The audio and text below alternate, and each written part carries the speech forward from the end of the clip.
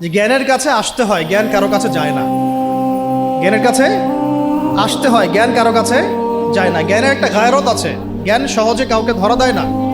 যদি আপনি আপনার সমস্ত কিছু জ্ঞান অর্জনের জন্য ব্যয় করেন, তাহলে জ্ঞান আপনাকে তার সামান্য কিছু দিবে, সব দিবে না, সামান্য কিছু দিবে। ইলমের গায়রতটা এরকম। এটা করা, তাহলে ওলামা কেরামদের সাথে সহবতে থাকা, পরামর্শ ভিত্তিক চলা, একা একা না চলা। একা একা চললে দেখা যাবে নেক্সট শুরুতে ধোকা খাবেন আপনি। কেউ যদি একা একা ডক্টর হয়, চেম্বার খুলে বসে, আপনি কি রুগী দেখাবেন? অনেস্টলি বলেন।